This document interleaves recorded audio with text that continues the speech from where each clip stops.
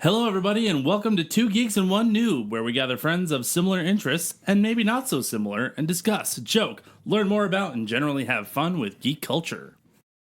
Today, I'm going to throw it over to my guys here. We're talking about a topic that only Dan understands, anime.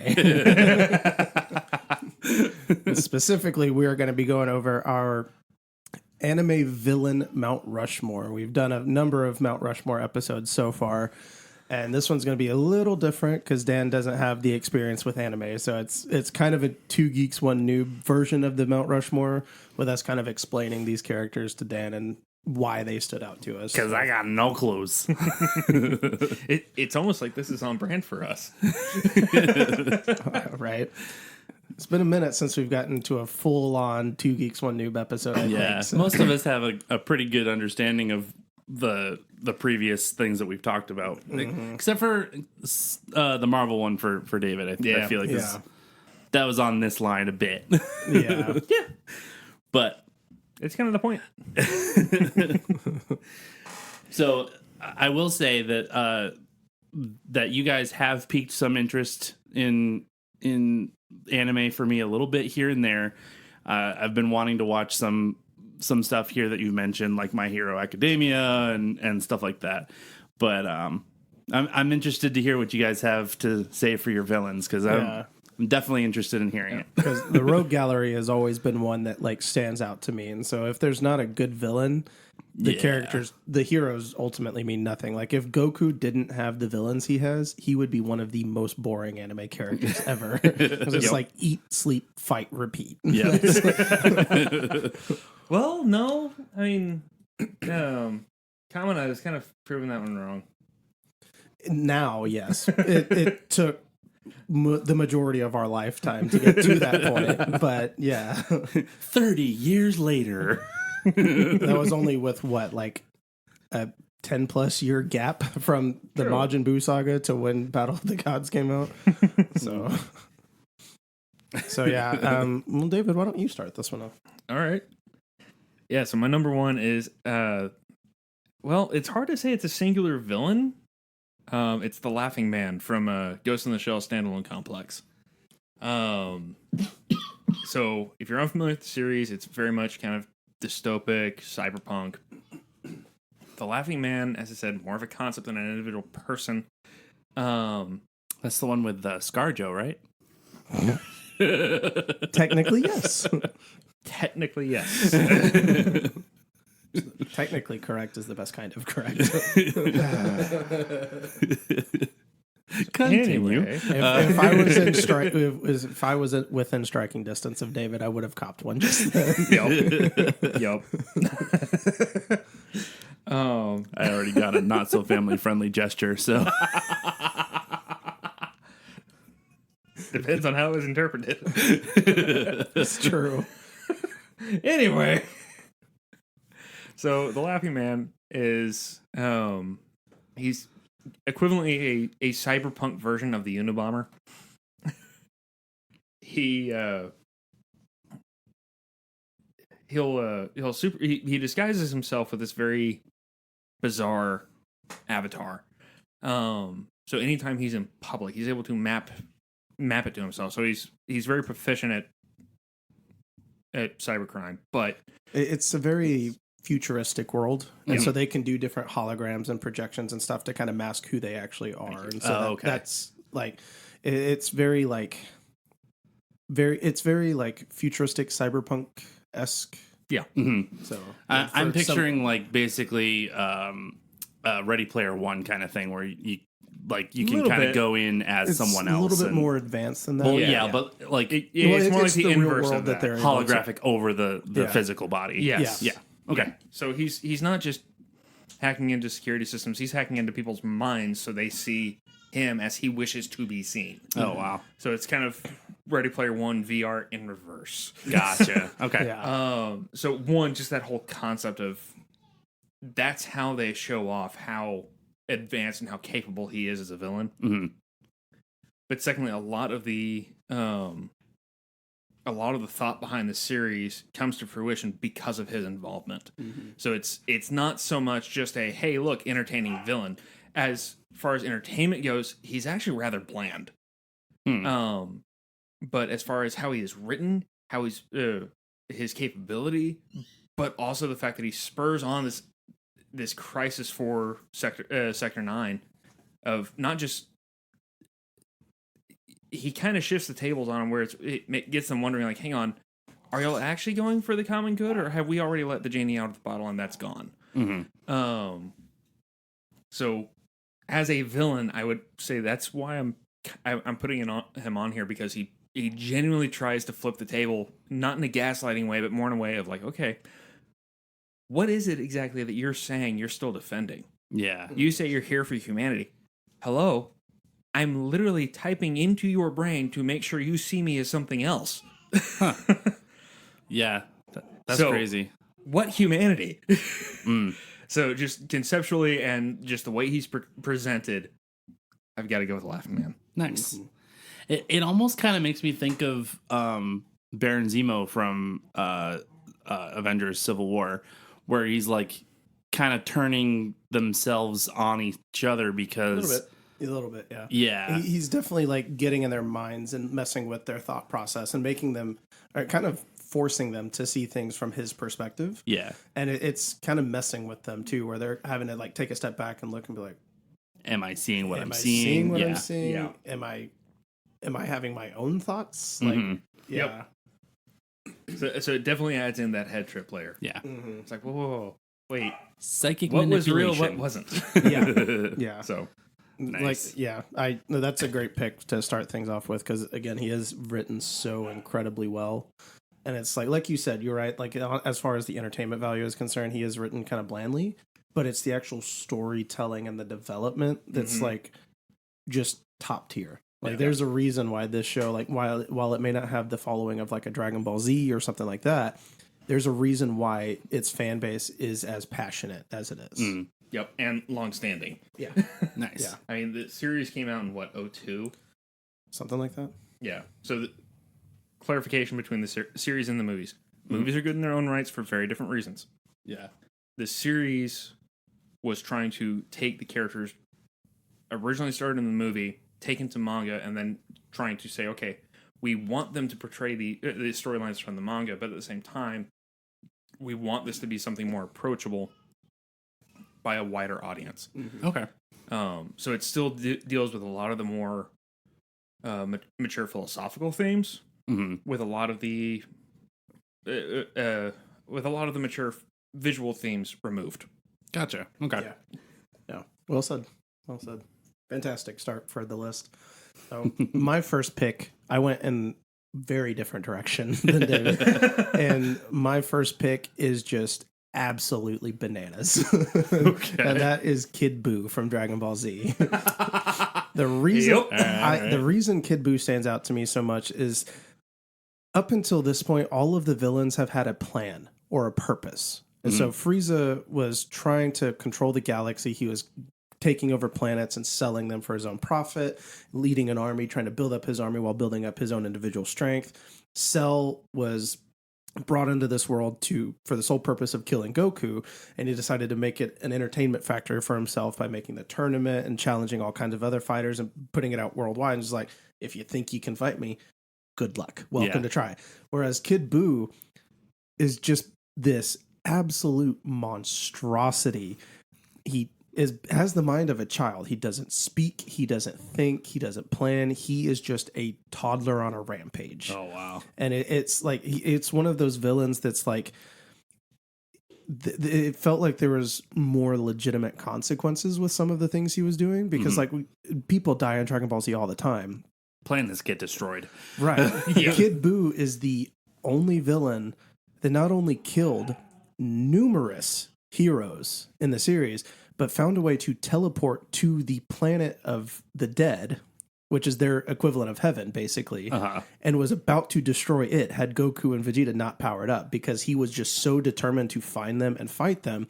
He was just teleporting from planet to planet where he sensed powerful energy. Ooh. And he happened to go to the heaven planet and was just about ready to destroy it. And had that been destroyed, all the dead characters would have been dead. There wouldn't be a way to resurrect them because their bodies were gone because of it. So wow. It was just this like crazy villain, and it like, whereas like Frieza in the end was beaten by just Goku, Cell was beaten by just Gohan. He did have the help from the other Z fighters, but like they were more so distracting Cell and less doing the fighting, because they're like Cell was legitimately shrugging off their attacks. So it's like it wasn't a big deal.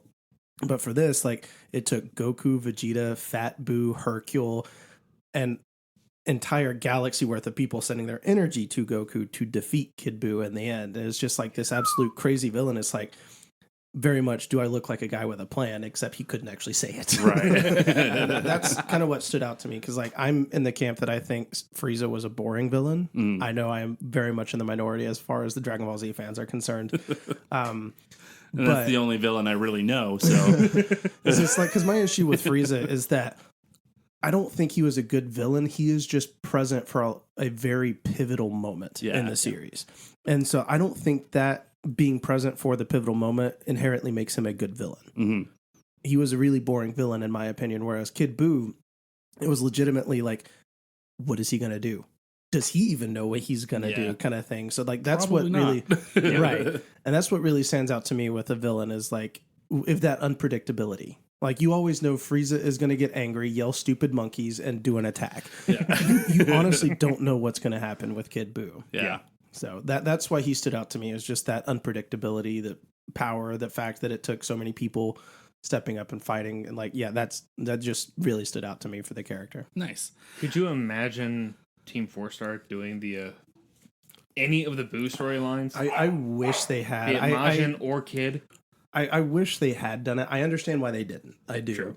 I really wish they had done it though, because because it's like most of that arc is kind of a spoof as it is, and so doing a spoof of a spoof would just be ridiculous. But yeah, no, like Kid Buu is just he just stands out in such a big way, and he was always one of my favorite villains growing up, and all of the Dragon Ball Z games I would play as him any chance I got. So it's like he's just always been one of those characters that's like, hey, that's him. Yeah. I have to say, I really like how there was a like ginormous difference between the two of you. Where it's like, oh yeah, I've got meticulous planning and manipulation, and then it's just degaff, just complete chaos. Okay, Yeah. Alrighty then, Chaos. I guess we know which way we're going here. There are some like most of the villains I really enjoy are really well written, but like I said, Kid Buu is just like that unpredictability. Yeah. Just put him at the top for me personally, just because anytime a villain is unpredictable and you don't know if the hero can actually win, that's a scary villain for me. Yep. Yeah, Joker for Batman is always Yes, exactly. Yeah. that kind of thing where it's just like, okay, he just did something really wacky, but then he just did something real serious. Yeah, exactly. It's like, okay, all And the right. fact is, like, and I think it helps that I think the fact that Kid Buu doesn't speak adds to the character for me, because like all you ever hear is just mystique basically of like sorts. this monkey grunting when he's fighting and stuff like that. But like when he teleports to the heaven planet and is just holding up his arm with this massive energy ball above him, and it's just this like anger in his eyes, not saying a word, and he's just sitting there staring at them like in his mind he knows what he's about to do, and he knows the fear that they are feeling and that they can't stop him. Yeah. No. But there's no words being said because he doesn't need to say anything. Yeah. I think what you're going at with the silent antagonist, it definitely adds to the villainy. Yeah. It's not just this. That's probably the crux of it right there, where it's I don't need to say anything. It's I'm showing you just how much I don't care about you. Well, it's also the idea of the typical villain in most movies and TV shows and stuff. They're always monologuing. They're always. I was about to start the quoting Incredibles. Syndrome. Yeah. It's the Incredibles, conundrum of like, okay, You slide on. You got me monologuing. Yep. Exactly. That whole situation is like, it is trying to be all cool and villainy and all that, but you're just giving the hero time to figure out how to beat you. Right, exactly. And I will say that, like, on another note, Kid Buu is also the only villain in any series ever that I have seen fall asleep in the middle of the big fight. Oh, Yes. And he's just standing there upright, head off to the side, bubble coming out of his nose, dead asleep. And they're just sitting there like, guess this is our moment to figure out a plan. What do we do? So yeah, just that unpredictability. He very much is just a child. It's like, nap time. Power nap. So I guess it's on to my number 2? Yep. Okay. Bathroom's in there. Okay, thank you. We'll be right back. After these I had messages. the same thought. All right, so my second choice is Vicious from Cowboy Bebop. And this is kind of an in-between between our number ones. Vicious isn't this, I'm trying to make you think. He's also not this, I mean, there's some calculus to what he's doing. But Vicious is, as his namesake implies, he's vicious. Mm-hmm. His entire point is, no, I want what you have. Oh, wow. I want what you have, and I'm going to do whatever I can to get it. So, I mean, he's, in a way, he's kind of the stereotypical mob boss. Mm-hmm. But the way it plays out in the final episode, he's very much laying out, like, everything I've ever done was just to take from you what I wanted.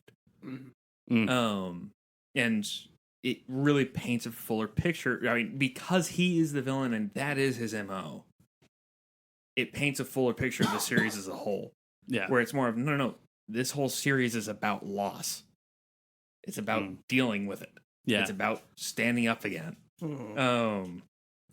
I get knocked down. Oh, sorry. Yeah. Yeah. So, I mean, his entire plan is poignantly vindictive. Yeah. If for no other reason than I don't like you. It's not quite full on spite driven, but Pretty not dang far close. from it. Yeah. Yeah. So, just real quick, something. It's funny because every villain you've mentioned so far, I've been going back in my catalog of superheroes and all this stuff of My like condolences.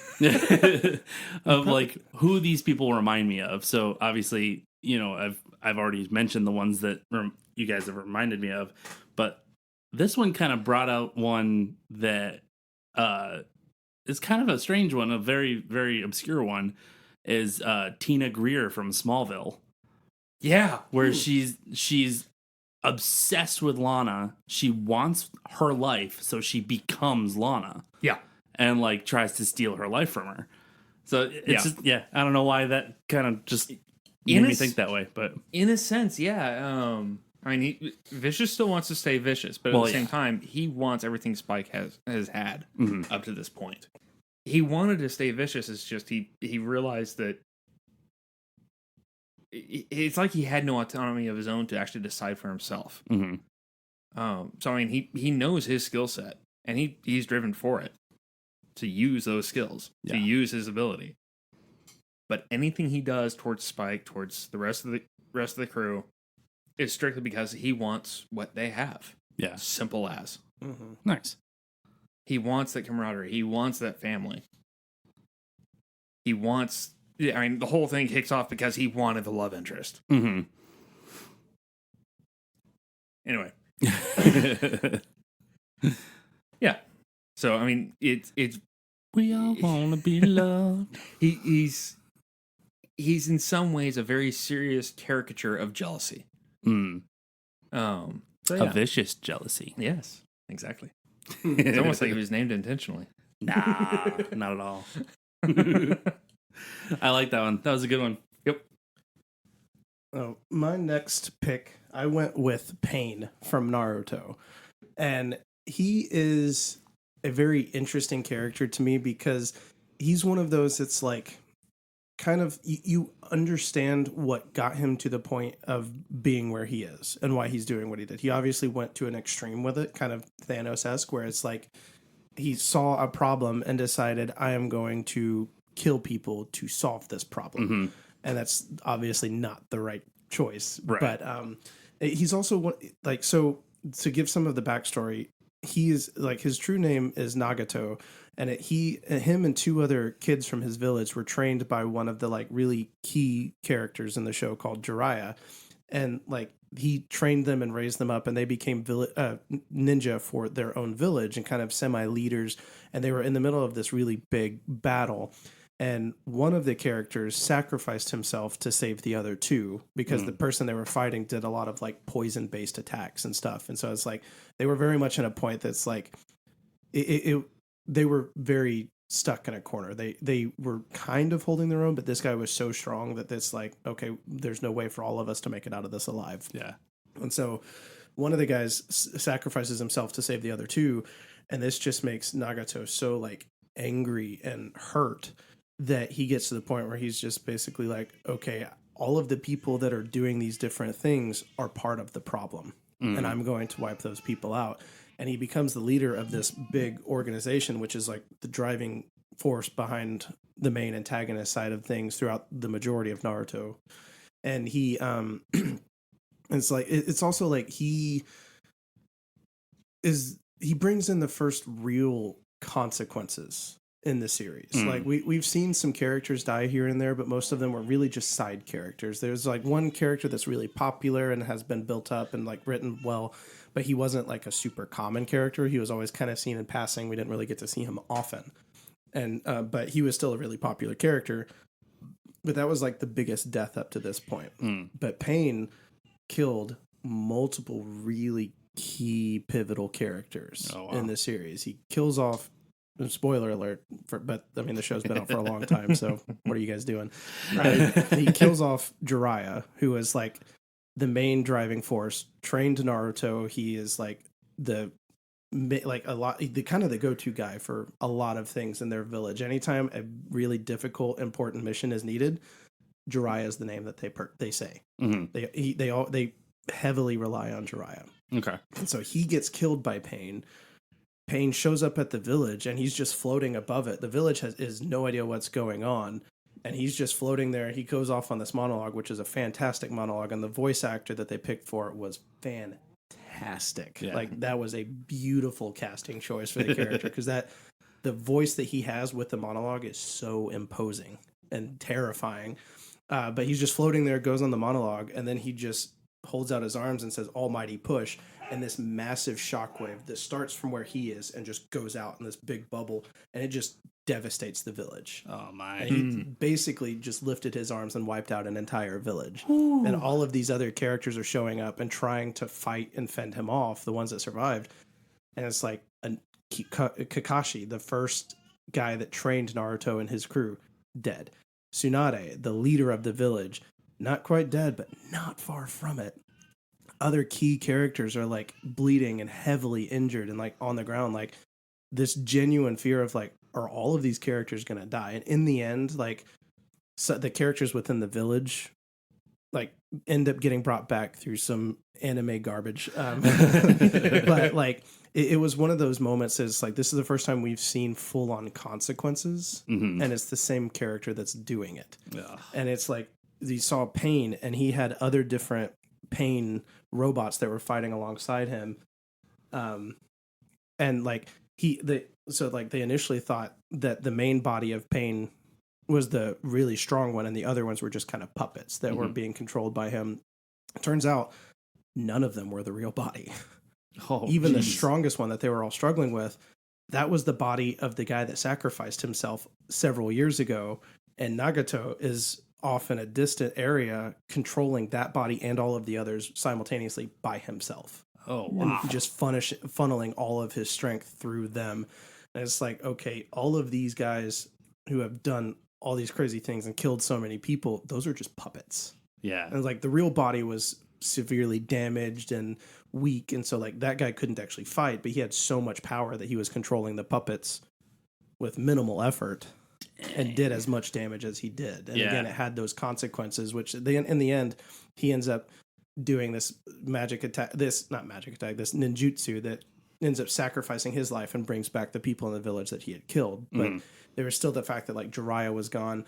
There was a stretch where everyone thought Kakashi was gone, and he's like everyone's favorite character in the show just about. So it was just these consequences and the fact that it's like he was built up from someone who we sympathized with and we saw being trained and understood why he got to the point where he was. Mm-hmm. Yeah. Dang. Sounds like a lot of yours are like they have the consequences. They have the deaths on their hands and stuff like that. That's pretty crazy. Yeah, the when there's actual consequences, that's like something that really stands out to me, especially with a villain, because it's like especially in like Dragon Ball, for example, it's like death never lasts. Right. It just doesn't. But like, when it does, or when there's that potential, it's like wiping out heaven for Yeah. it's just like the actual consequences behind the things, like that's something that definitely stands out to me. Yeah, and then you're only left with Hell. Hell for infinite losers. Well, technically those were on the same planet, so that would have been wiped out as well. Oh, okay. So sorry to say this again, but the kind of like when you started explaining it, for some reason it reminded me of Storm Shadow and Snake Eyes. Okay. Where like they were kids growing up together, and like there was a battle, and the trainer was killed, and then Storm Shadow went off and became the leader of this big thing, and so well, it's interesting too, because like both Nagato and his friends and Naruto are trained by Jiraiya, and it is very much that similar thing with Snake Eyes and Storm Shadow, where it's like Naruto went on the good side of things, where he's like, he wanted to save people, he wanted to help people, he was angry that his master had been killed, but he wanted to protect and help the people that he cared about. Whereas Nagato just basically said, I'm going to remove all of the threats that could potentially hurt the people I care about, so that I don't even have to worry about it anymore. Mm-hmm. Yep. Little does he know, the people that are closest to him are the ones that can hurt him the most. Oh, wait, no. Funny thing about that is one of the people he had in his organization was actually like the turncoat. Behind him. Like they didn't actually betray him, but like so in Naruto, they have like these basically magic eyes. There's like 3 different forms of them, and the eyes that Naruto had are said to be the strongest. And the guy that was like just basically waiting for him to die the whole time goes in and steals his eyes after he dies, and it's like, that was my goal the whole time. I mean, someone else took care of you for me, so that's cool, but this was my plan the whole time. Scavengers, pretty much. So in light of how previous Mount Rushmore episodes have gone, and where we're constantly like, well, crap, that was my number 4 or whatever. Caleb and I compared notes beforehand. And humorously, not only did we both have this character on here, we both had this character at the exact same point in our list. Yep. Medusa Gorgon from Soul Eater. She is one of those characters that is written so incredibly well in this series. And it's like, just the build up to her character, the fact that she seems so like unimposing and just kind of there initially. Mm-hmm. And then it's like, as you go through the story and find out just how powerful and how threatening she truly is, it's like, and then the fact that she's just there hiding in plain sight. Yeah. Very much a wolf in sheep's clothing the entire time that she's present in the series. Mm-hmm. Yeah.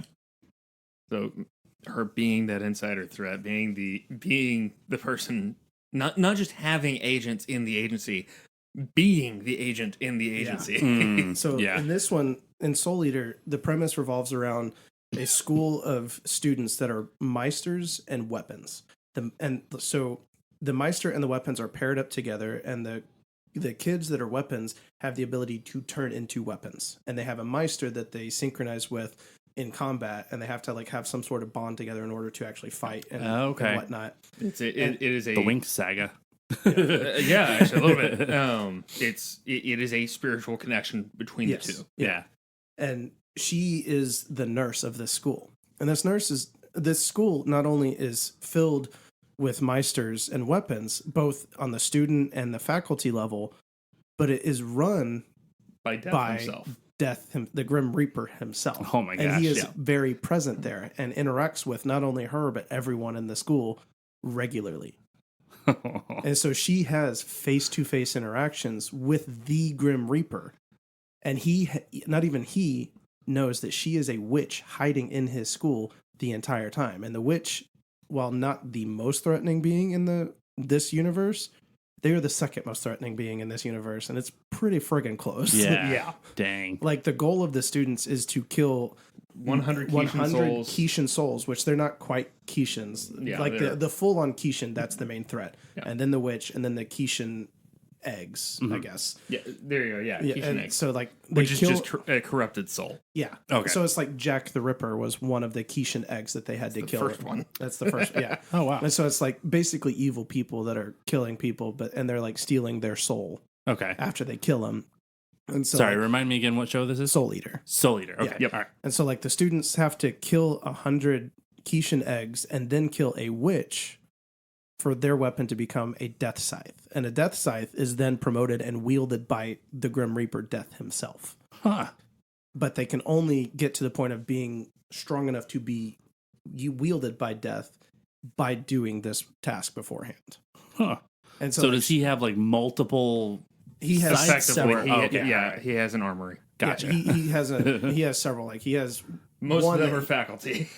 majority of them are faculty, yeah. But Sorry, it just makes me think of Guy from Free Guy. He has all his blue shirts. Just- yeah, Yeah, pretty much. basically. I mean, yeah. they're not all literal size. I mean, some of them are guns, some of them are shurikens. Mm. But crossbow. yeah, basically like Guillotine cultural. blades. Yeah. Cultural Representations of yeah. lethality. Yeah. Gotcha. That makes sense. Yeah. And it's just the fact Just that mi- she is a witch that is powerful enough to hide her true self and her witch soul from the Grim Reaper as she's standing face to face having a conversation with him.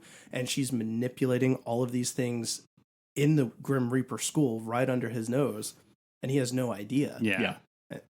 That and also both the original voice actress and the American voice actress do a fantastic job conveying this very nonchalant, seemingly genuine, nurturing aspect. But as soon as the situation is flipped, so she's with her coven and trying to say, no, it's my way. I don't care if you think this is wrong. This is what we are doing. Mhm. And if you don't like it, congratulations, I'm now possessing you. Yeah. Yeah. And it's Oh. like two other witches confront her at one point after their big coven meeting. And like they're strong witches in their own right. They're not pushovers by any means. She completely shrugs them off. She doesn't even move. Yep. Oh, like wow. she had suspected that they were both going to potentially turn on her and planted magic snakes in them when she just put her arms around them, like mocking them, and had the tattoos on her arms, which were magic snakes, slither off and get into their bodies, and planted them there. And so when they confronted her and were ready to kill her, without even lifting a finger, without even releasing her powers, she controlled and had one snake inside one of them, just straight up kill them and blow them up. And the other one just started wriggling around inside the girl, and she starts freaking out. Well, there was several. Yeah, of them. true. So, Yeah. but yeah, like it starts wriggling around on the other girl, and she's like, "There's a snake in you too. If you want to survive, you will do what I tell you to do." Mm. Period. Dang. So it's someone who can come across as just that blatantly genuine and then flip the switch immediately at the drop of a hat. Yeah. It's like, And she's also like got these like backup plans on backup plans on backup plans. Like she isn't afraid to get on the front lines, Mhm. and should things not go well, she's already prepared. She's already got a backup plan in place and ready to go. So it's like you could quote unquote kill her right now, and it's like, oh, that's cute. I'll be fine. Yeah. I would go almost as far to say as she is the anime equivalent of Thrawn. Yeah, I would agree.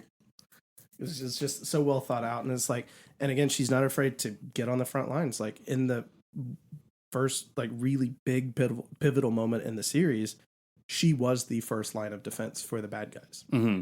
She sent the rest of them continuing down the corridor to the Kishin where they needed to go, and she was the one that's like, I will be the one that stands here to stop them. And Well, the other part behind that is because she knew it was going to take a sacrifice to mhm. ensure the and it Kishin was gets out. also So it was playing- pointedly, haha, I'm not in the running. Yep, that, and it was also playing into her plan C, True. because she knew that Dr. Stein, in my opinion, the best character in the show, was going to be the only one that could fight her, and he Mhm. would send the students off.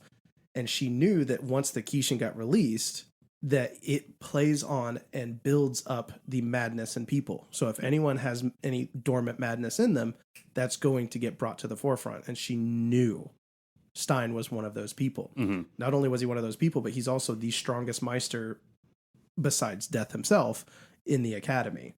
Cool. And so she's like, he's got madness. I want him on my side. I'm just going to hang back, delay this just long enough that the Kishin gets released. His madness goes bonkers. Then I get to have my fun. Yep. Yikes. Was there anything you wanted to add? Sorry, I kind of No, you covered it. That one. you covered it and said it better than I could have. Yeah, if you guys don't mind me kind of jetting in here a little bit. No, go for it. Something that came to mind when you guys were talking about how like the backstory of this character kind of feeds into who she is that day. For some reason it made me think of like I'm on the probably minority side of this, but I actually really like how the stories that are coming out today of like the backstories of the villains and how they became who they are. Yeah. Because like it gives like some of it is, I feel sorry for the villain, but then there's others that are like, no, like, yes, feel sorry for them, but also they took this way farther than they even should have because of the things that they went through. Right. Yeah. And it's like I actually really, really like that, like Maleficent and Cruella and things like that. It's just I think if it's done well. yeah. Yes, Which- that's what I was going to say as Yeah. well. Yeah. Because I think like my big issue with the Joker movie, for example, is like I've never viewed Joker as a sympathetic character in any way, shape, or form. And so for them to like give this like sympathetic backstory, I'm like, that's not how I see the character. That doesn't fit. Yeah. And there's some characters that are just genuinely evil for the sake of being evil. Right. Yeah. And that was very much Medusa for this series. Like when it's written well and explained and built up, I'm totally fine with it. I love it because it when it's done well, it's so good to see. Yeah.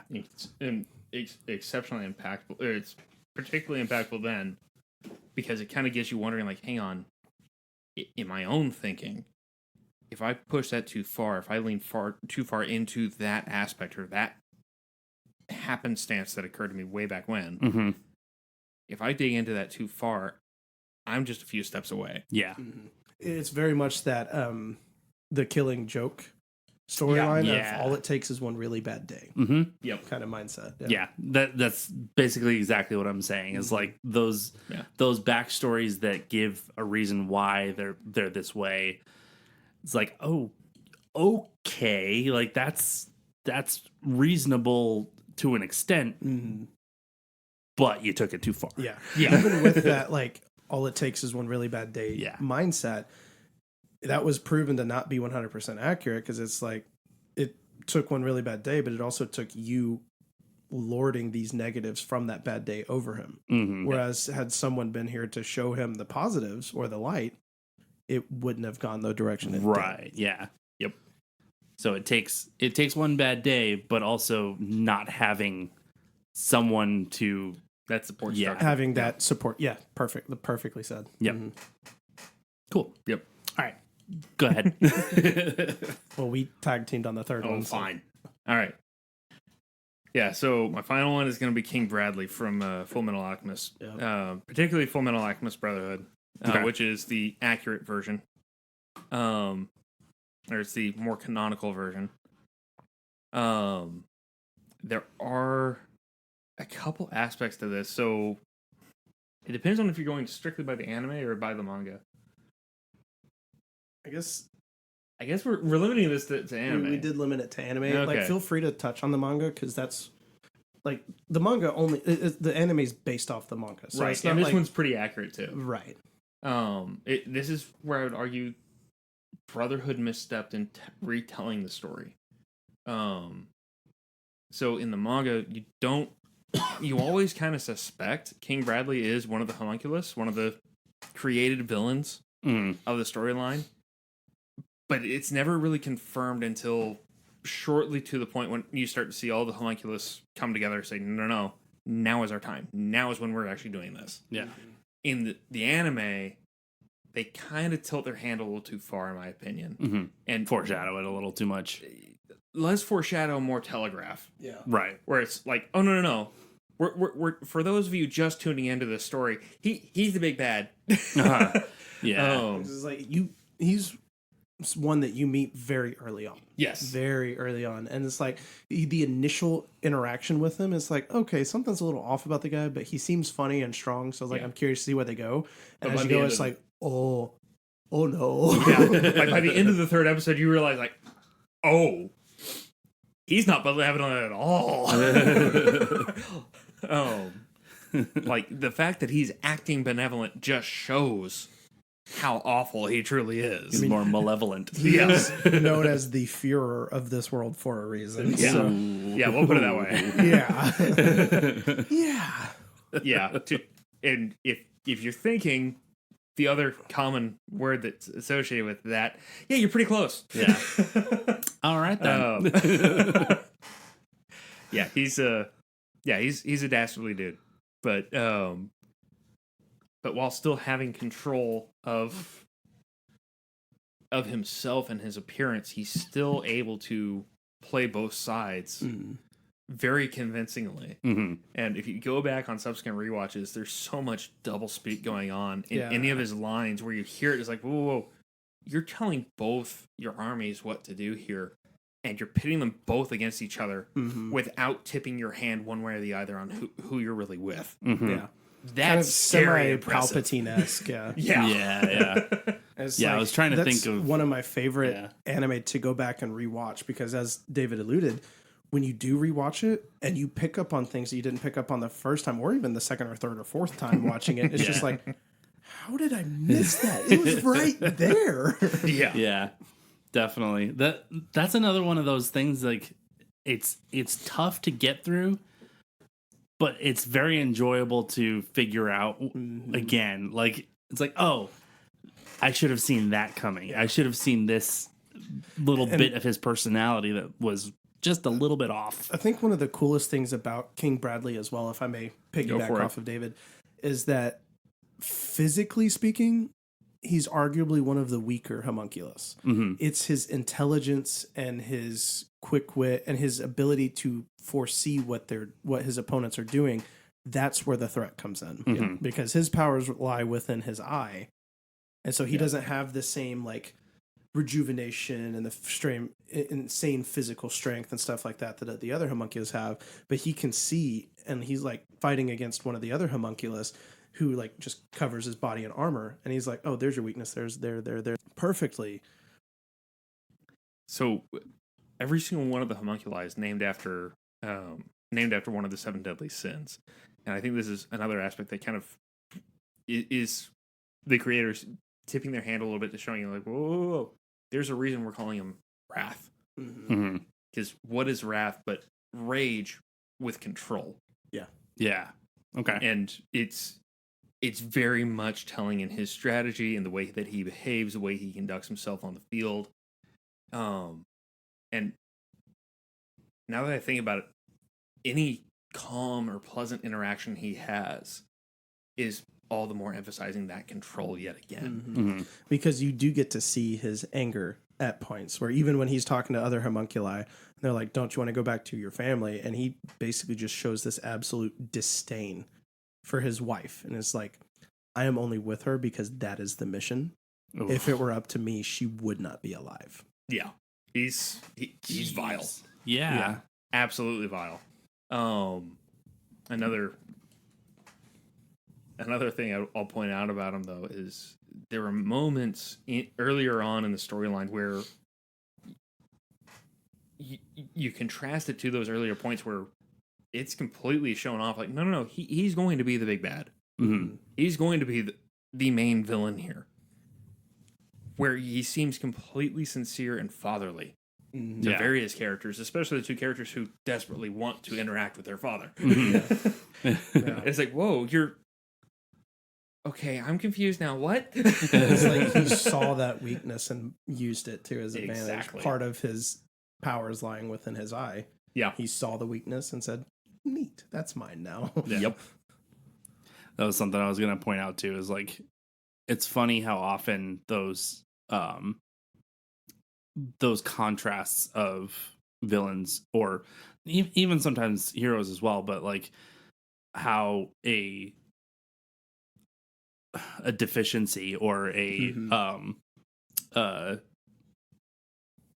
what's the word, Character flaw. a character flaw will be their strength as well, where like you were saying, like he only has one eye, but because So he has, He has two both. eyes. He has the eye patch over one eye because that's where his homunculus symbol is. Or- And so yeah, his second so- eye is just the white eye with the homunculus symbol on it. He can still see out of it, and The that's flying Ouroboros, yeah. right. Yeah. He can still see out of it, but he has to keep that symbol hidden because especially once the other homunculus starts showing up, it's like they see that symbol. It's like, oh no, you're a bad guy. yeah, So it's very much like just having to hide that one physical feature that he can't really demonstrate like he wants to. right, yeah. Yep.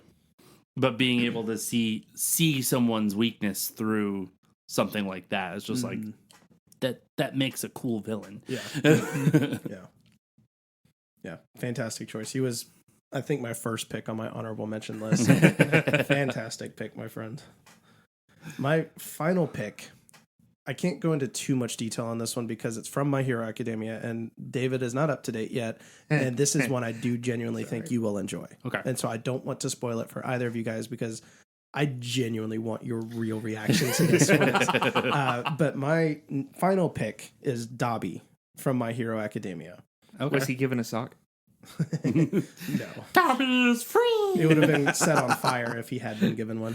But he is one of these. He's similar to Kid Buu in that he's just angry and just kind of driven by rage. But he's on the opposite side of the spectrum where he very much has a plan. And it is a long-term plan. Something that he has been forming since he was like a preteen. Yeah. And he's now at like 20s or 30s. So it's like it is a very long-standing plan that he has been building up and working on meticulously for a long time. Yeah. Wait, isn't this the character that gets split to kind of almost join the heroes? No. Okay. Dobby is the guy that uses the blue flames. Okay, he's been hinted at where I'm at. Okay, got it. So with this character, he's the drive and the dedication to his plan is part of what's scary because so in the My Hero Academia world, having powers isn't just a simple use it and you're good to go. It's very much like using a muscle. If you use the muscle too much, it's going to tear and you need to let it heal so that you can build up that strength. It's very much like using your quirk repeatedly is like working out for them. Okay. And so there's actual blowbacks to it. His body can't handle the amount of heat he puts out with his flames because he has blue flames. So he's got the hottest fire of any fire user in this universe. And his body gets damaged every time he uses it. And he's got scorch marks all over his body from it, but that doesn't stop him. He's still driven to put out massive bursts of attack and just wipe people out as quickly as he can. And the blowback on his body is an afterthought for him. That is how dedicated and driven he is. Oh, dang. Yeah. And so it's like, He just showed a picture. So. yeah. So it's like just the drive and the dedication to his plan and his willingness to sacrifice his own body to achieve that goal. And just the fear. And it's like, I wish I could go into more detail because the full detail of the plan is just so well written. Yeah. It is done so incredibly well. Just everything he does, the drive, the motivation, it is like one of those genuinely terrifying villains Yeah. that you just don't know what to expect.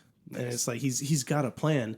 Only he knows the plan. Even the people in his team that he is fighting alongside don't know what his plan is. And he's there helping them because it also pushes his goal forward. But he straight up told them, is like, if I see my opportunity, I genuinely couldn't care less about you guys. I'm going to take it. Yeah. Yep.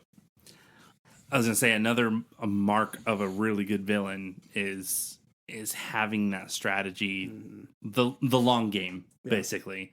And honestly, again, like it could go either way for heroes and villains of like playing the long game to plan out the moves like a chess game of like, okay, I'm going to do this. They're going to do that because I know what they're going to do because I know them inside and out. Right.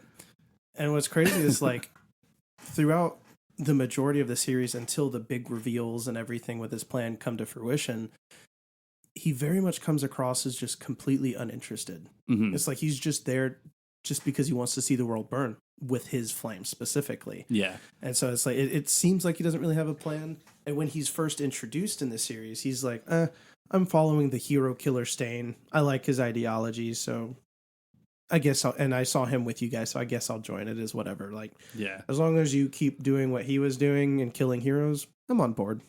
And so it's like he shows up and seems uninterested, seems like he doesn't even have a plan.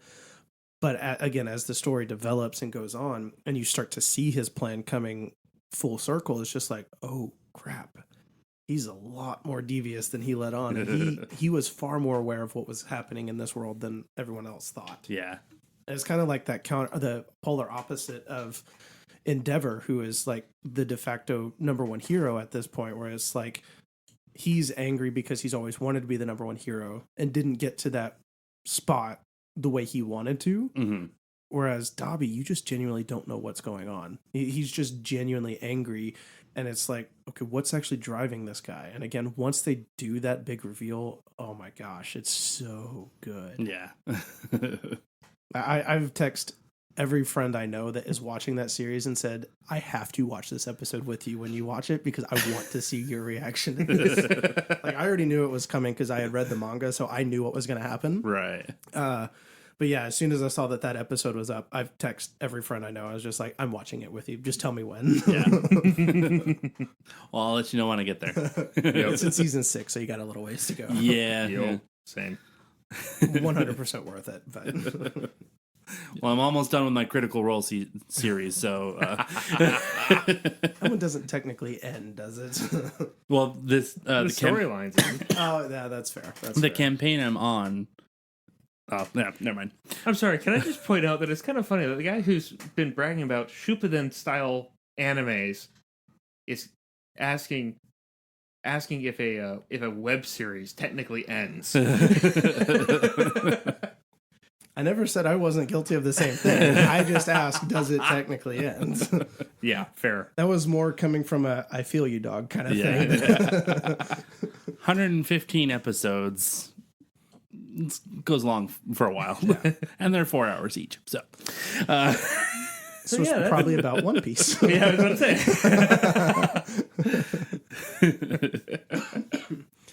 So you guys got some honorable mentions to go through? We have quite a list of honorable mentions, I think. Yeah. I think, including my 4 for the original pick, I've got a total of like 17 or something like that. Oh, jeez. I don't think we can go through all the details of all of them. Definitely not.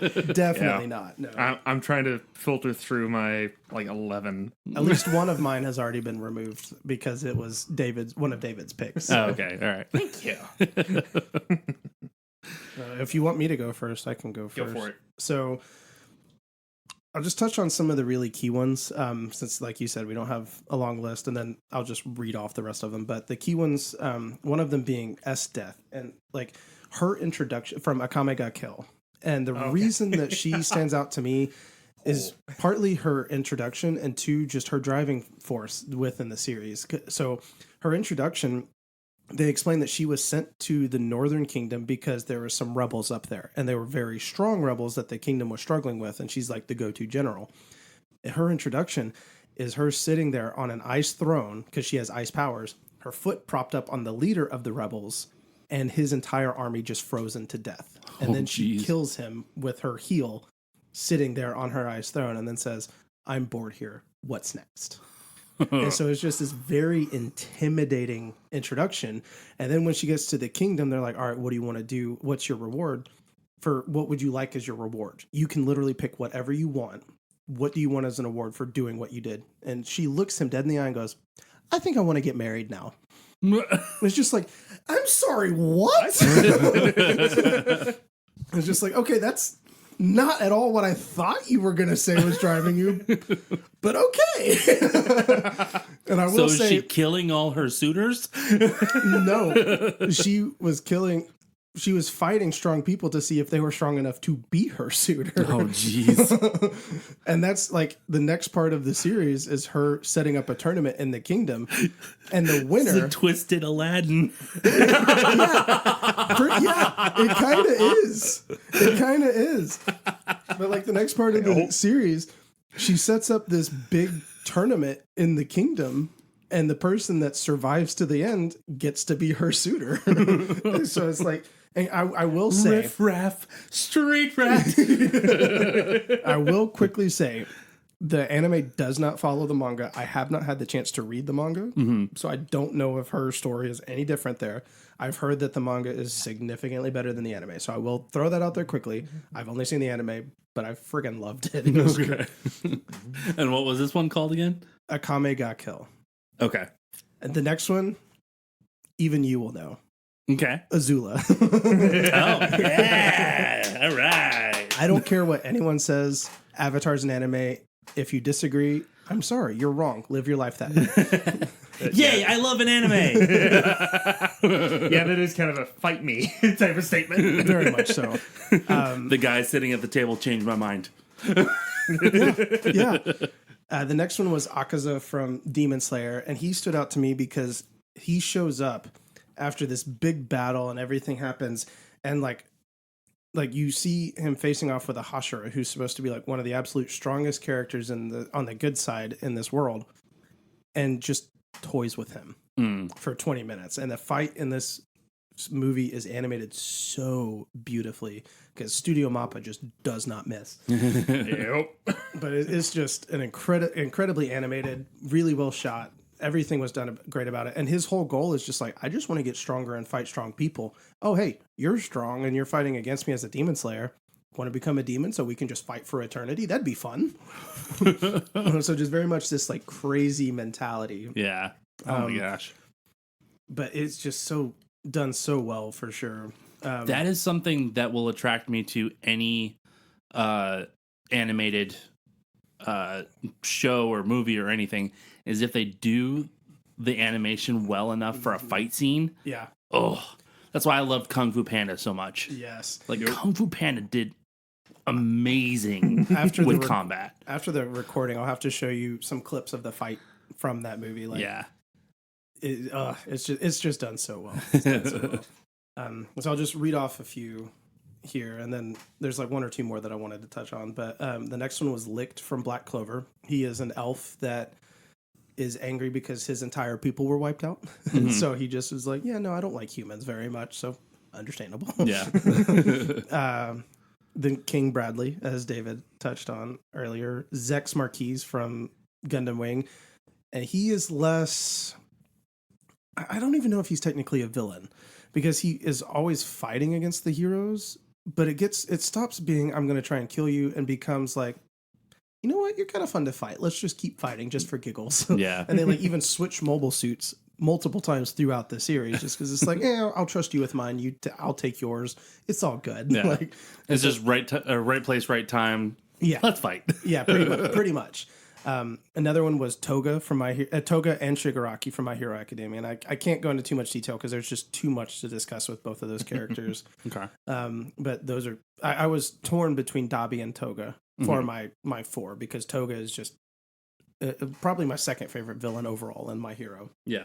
And then I've got Shogo from Psycho Pass, and that one's another one that's very similar to Ghost in the Shell with like the futuristic world and everything. I will touch on this. So like with a Psycho Pass, they have these scanners throughout this world that scans a person's Psycho Pass, and that's basically their rating for becoming a villain. Basically, it's reading their mental scale to see, are they in a good spot? Are they starting to slip? So that Have they had their one bad day? Yes, exactly.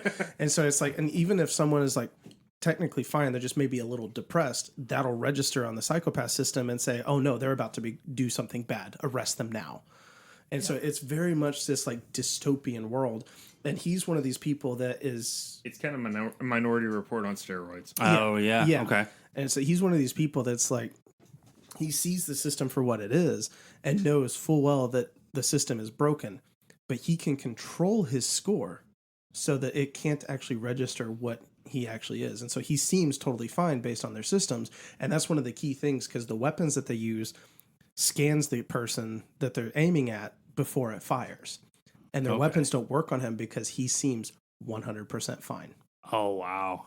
Yep. And so it's like this build up and him kind of calling him out and like, hey, this world that we're living in that you are protecting is fundamentally flawed. Huh. And so it's just another one that was written very, very well. And he's just this like intimidating force that's like, I have a plan and you know I'm right. Yeah. Yep. I have one. I might have one. Ooh. Okay. If it's considered an anime. The Dragon Prince. Is that considered an anime? I would argue that If we're one going is, to count Avatar, then yes, absolutely. Okay, cool. It's Then the I same have creators. one. Yeah. I would absolutely argue that that's one. Okay, cool. Then I will say Viren / Erebos for the Dragon Prince, because Okay. Nice. Erebos is a long-standing villain that they're going up against through the whole series, but Viren is the one that carries out the plan in the first two seasons, I think, 2 or 3 seasons. He is the main bad guy. Mm-hmm. But okay, I just wanted to say I had one. I saw the excitement in your voice. So I've just got a few more to list off quickly. Yeah, go ahead. I've got Mahito from Jujutsu Kaisen, Inaru from One Piece. Quickly on him, he was so powerful that literally no one could beat him. The only reason he lost is because he controls lightning, and the main character of One Piece is a rubber man, so he cannot be hurt by the lightning. That is genuinely the only reason he lost. He is that Nice. powerful that he should have, in all intents and purposes, won. Period. He was viewed as a god in this island. That's how strong he was. Wow. Only lost because the main character is Rubber Man. And then Castor from Fate Zero and Gilgamesh from Fate Stay Night. I've not seen any of the Fate series. Fate Zero, Fate Stay Night, Unlimited Blade Works, both worth watching. Okay. Very good series. And then I've got Annie from Attack on Titan and Kurio Mato from Tokyo Ghoul. Yep. That's the end of my list. Nice. All right. So while you were going through yours, I went through mine where it's like, yeah, I don't really want to speak too much to them, or I don't remember enough of them, but I remember them enough from the series that they stand out. Mm-hmm. And actually, apparently a lot of people remind them, so I'll save them for the last. So first off, Sho Tucker from Full Metal Alchemist. Yep. If we're bringing up anything FMA, he's got to be on the list. Yep. So, I mean, He is like arguably the most hated anime villain, yes. period. And he's not even really a villain so much as just a character who was vile. Yeah. Yeah. Even you know that one because we've told you about that one. I don't We'll have remember to it though refresh at you this then. point. Okay. But So, Sho I was Tucker. just laughing at something else. Oh. Sho Tucker, just to keep his status in the world, merges his daughter to his dog. It makes Ugh. his daughter and dog into a chimera. Yep. Ugh. And it's not directly said, but very heavily implied that he did the same with his wife Yep. several years prior. Yep. That's a little sick. Yep. Yeah. So, yeah, Sho Tucker. He is definitively one of, if not the most hated villain in anime, period. Yep. So, second runner-up for me was Excalibur from Soul Eater. Not because he's a villain, but because he's so self-absorbed that he's practically a villain because he gets in the way of everybody else trying to do something at all. He's technically a hero, Yes. but he is, like David said, so self-absorbed. No one likes him. Yeah. Even when he does show up at the final battle to like give his insight, even the Grim Reaper's like, "Oh, you're here." And it's one of those like running jokes where everyone who interacts with him, even the most upbeat optimist, is sitting there. And it's funny, anytime he shows up, everyone just gets the same face, like, and their face just distorts into this like This look of so utter funny. disgust. Yeah. Oh. So next on the list is Father Anderson from Helsing Ultimate. Okay. So good. And I mean this both in the sense of the original series and the abridged version for very, very different reasons. Following on with Lust from Full Metal Alchemist, she's probably, up until the very end of the storylines, she is the primary villain. Mm-hmm. That the Ulrich brothers and the rest of... I would say she's the primary villain for like the first half-ish of the series. Until they meet Truth. Yeah. Yeah. And Truth is not truthful at all. And then... Truth? So you mean Envy? Until they see the other side until they actually show you the other side of the gate. Oh, yeah. Truth is the one that actually implants the homunculus. That's right. Yeah. My bad. So after Lust is a Clang from Dark and the Black. Dark and the Black is, as far as most general premise, a little bit like My Hero Academia. Mm-hmm. Just, well, it's darker. Is that really any surprise coming from you? Probably not.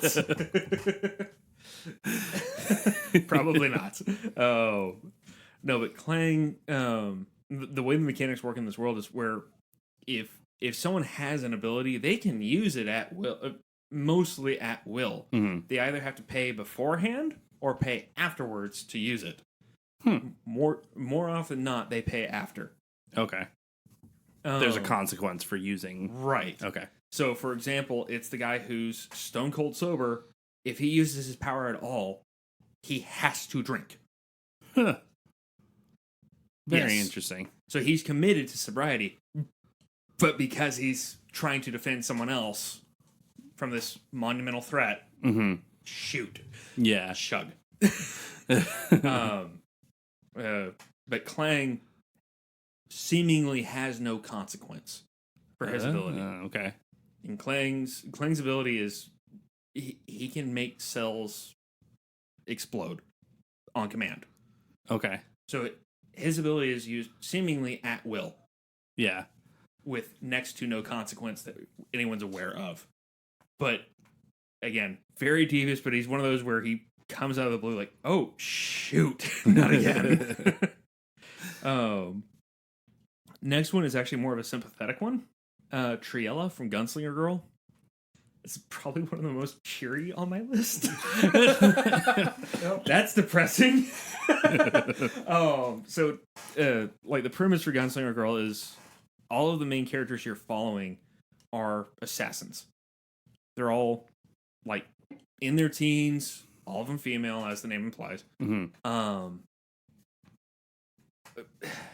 Think of the Russian Sparrow program minus the sex. Right. It's basically what all the kids in Gunslinger Girl are going through. Okay. Where they're learning, like, no, you're an assassin. That is your job. That is your life. Yeah.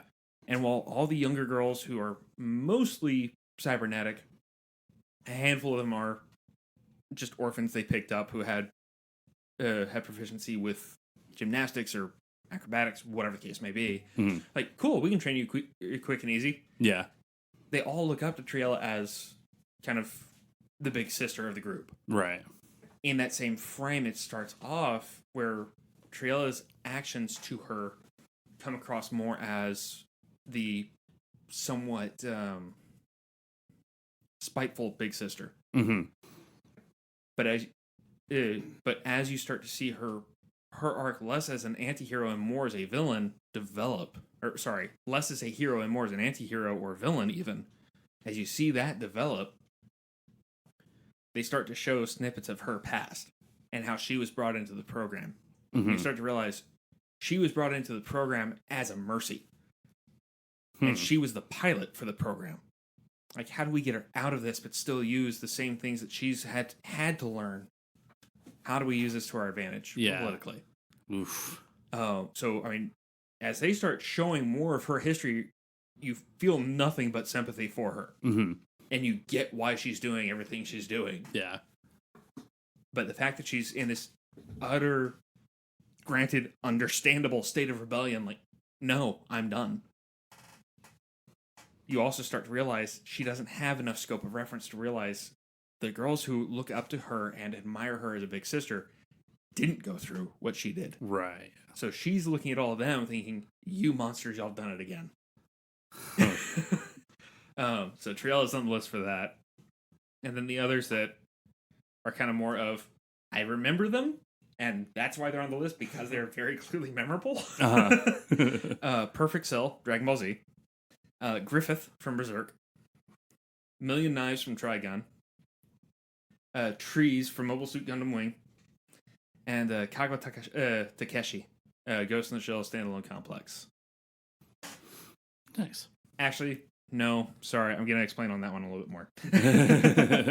So Kago is he's one of the weapons designers for the Japanese, Okay. and he kind of has this pivotal moment of, wait, my life's work is building better destruction. And so what he does is he sets up this kill switch where if he doesn't log into his console, his digital mind is then uploaded into one of the tanks he developed. Ooh. So the tank is going nuts, and everyone's thinking, "No, shoot, it's hacked, it's hacked." Yeah, sort Kind of. It's what's known as a logic bomb. Yeah. So his Basically consciousness Arnim Zola from the MCU. Yeah. His consciousness is uploaded into this tank. And everyone's trying to figure out, like, oh, great, what's it doing? What in the world is this person doing? All he's trying to do is go back to his parents, who were avowed pacifists, and say, I'm sorry. Interesting. So he's one of those villains that will stick with you and is poignantly sympathetic, but again, gets you thinking, like, okay, what's better? Mm-hmm. Is it better to be... He kind of plays in that dichotomy between being a gardener in a war and a warrior in a garden. Mm-hmm. Yeah. Where his family poignantly believed it's better to be the gardener, but his life's work was being the warrior. Yeah. Or developing the warrior. So yeah, that's crazy. Very, very impactful storyline. Awesome villain in the fact of he is the bad guy of that particular story. Right. Yeah. But you get it. Yeah. It's not a, wow, you're just vile. It's more of a, oh, you're looking to resolve everything you did. Mm-hmm. Wow. So, yeah. Anyway. Nice. That's it for my list. I like it a lot. And I understood most of it. Hopefully we were able to give enough detail on at least like the core four for each of us to absolutely like make them stand out or explain why they stood out, I guess. Yeah. Yep. I mean, thank you for picking up my slack on some of mine. I mean, as for someone who pointedly does not watch anime, I want to try to get into it a little bit more so I can, talk to you guys a little bit more about it. But, I mean, you definitely, you explained it well enough to be like, oh, okay, these are some crazy villains. Yeah. I'm very much looking forward to the heroes because I think that'll be a lot of fun. So, yeah. So I think that'll about do it for this episode of Two Geeks, One Noob.